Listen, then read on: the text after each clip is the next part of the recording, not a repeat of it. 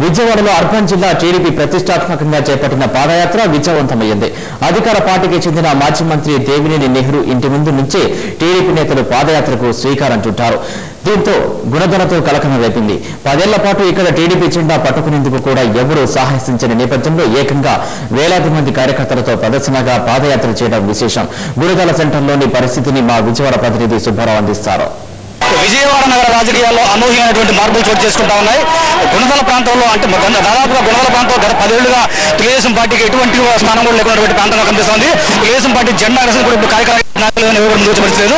అయితే ఈ రోజున గుణదల ప్రాంతంలో దాదాపుగా 10 ఏళ్ల తర్వాత గుణదల ప్రాంతంలో తెలుగుదేశం పార్టీ జెండా ఎగరడమే కాదు, గుణదల అడ్డాగా చెప్పుకున్నటువంటి మాజీ మంత్రి దేవినేని నెహ్రూ ఇంటి ముందు దాదాపుగా తెలుగుదేశం పార్టీ గంటకు పైగా శివాలయంలో పూజలు చేయడంతో పాటుగా అదేవిధంగా కార్యకర్తలు వేలాది కార్యకర్తలు తరలివచ్చి తమ తెలుగుదేశం పార్టీ జెండా యొక్క రెపరెపలు కనిపించారు. దీంతో విజయవాడ నగర రాజకీయాల్లో ఒక అనూహ్యమైనటువంటి మార్పు కనిపిస్తా ఉంది. అంటే ఎవరైతే తమ కంచుకోట్లుగా పేర్కొన్నారో ఆ కంచుకోట్లన్నీ కూడా బీట్ల వారే పరిస్థితి కనిపిస్తా ఉంది. ఎందుకంటే కాంగ్రెస్ పార్టీకి అడ్డాగా 10 ఏళ్ళుగా ఉన్నటువంటి ప్రాంతంలో తెలుగుదేశం పార్టీ మొట్టమొదటిసారిగా జెండా ఎగరడాన్ని ఇటు కార్యకర్తలు అభిమానులు పూర్తి స్థాయిలో సంతోషం చేస్తారు. సార్ చెప్పండి, ఇప్పుడు నారా చంద్రబాబు నాయుడు గారు మీకోసం వస్తున్నాను అని 9 సంవత్సరాలు ముఖ్యమంత్రి చేసినటువంటి వ్యక్తి 63 ఏళ్ల వయసులో 2300 కిలోమీటర్లు నడుస్తున్నటువంటి మరి ప్రజల కష్టాలను తెలుసుకోవడానికి ఆయన నడుస్తున్నట్టు దాని స్ఫూర్తిగా ఈ రోజున బోండమ్మ నాయకత్వంలో సెంట్రల్ నియోజకవర్గంలో బ్రహ్మాండమైనటువంటి పాదయాత్ర కార్యక్రమాన్ని శ్రీకారం చుట్టింది. ఇందులో పాల్గొన్న ప్రతి ఒక్కరు కూడా హృదయపూర్వకంగా అభినందనలు తెలియజేస్తారు. చెప్పండి, జిల్లా పార్టీ అధ్యక్షుడు దేవినేని ఉమ్మ ఇక్కడ ఉన్నారు. ఉమ్మగారు ఎందుకంటే ఉమ్మగారు కూడా తన కాన్స్టిట్యున్సీలో పాదయాత్ర ప్రారంభిస్తున్నారు. దాదాపు రేపటి నుంచి దాదాపు 20 కౌలు వాడి పాదయాత్ర ఈ నేపథ్యంలో విజయవాడలో పాదయాత్ర పాల్గొన్నారు. చెప్పండి, చాలా కాలం తర్వాత మీరు ఈ ప్రాంతంలో తిరిగి బలోపేత పరిష్కరిస్తామని వేల మంది కార్యకర్తలు చేస్తారు. రాష్ట్ర వ్యాప్తంగా చంద్రబాబు నాయుడు గారి స్ఫూర్తితో వస్తున్నాం, మీకోసం స్ఫూర్తితో రాష్ట్ర వ్యాప్తంగా అన్ని గ్రామాల్లో అన్ని నియోజకవర్గాల్లో కూడా ఈ కార్యక్రమాలు ప్రారంభమవున్నాయి. దాంట్లో భాగంగా ఇవాళ బోండమ్మ సెంట్రల్ నియోజకవర్గంలో ప్రారంభం చేశారు. స్వామివాస్ మంబలగూడలో ప్రారంభం చేశాడు. అదేవిధంగా రేపు గొల్లపూడిలో ఎర్రనాయుడు గారు కూడా వస్తూ ఉన్నారు. 369 కిలోమీటర్లు 118 గ్రామాలు 21 రోజులు వస్తున్నాం మీకోసం పాదయాత్ర ముందుకెళ్తా ఉన్నాం.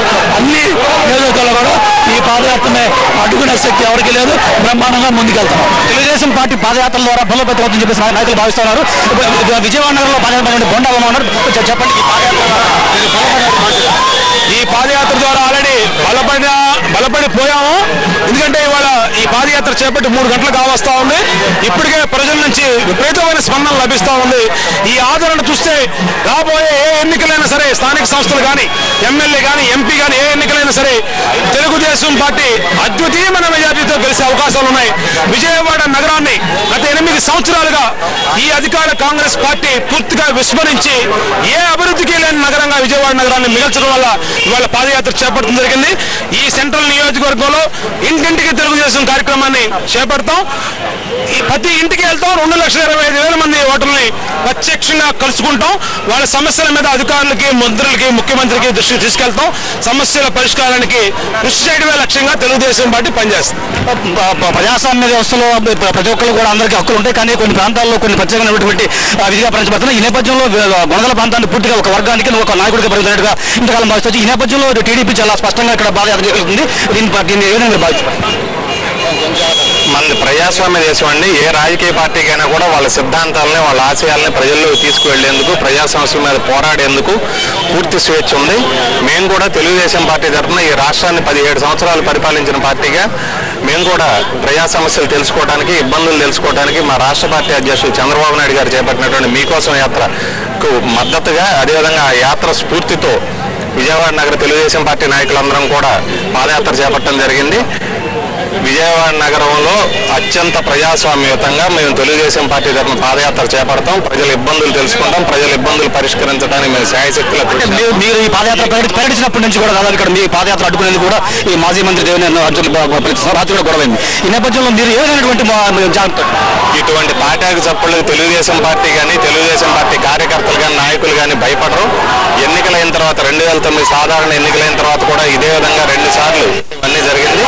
డిపార్ట్మెంట్ వారికి చెప్పాం. డిపార్ట్మెంట్ వారు కూడా స్ట్రాంగ్ యాక్షన్ తీసుకున్నారు. అదే రకంగా మేము కూడా మా పార్టీ కార్యకర్తలకు ఎటువంటి ఇబ్బంది వచ్చినప్పుడు కూడా వస్తే కూడా గత 2 సార్లు ఏ విధంగా ప్రతిఘటించామో అదే రకంగా మా కార్యకర్తలు రక్షించుకుంటాం. దీంట్లో వెనకడుగు వేసే పని లేదు.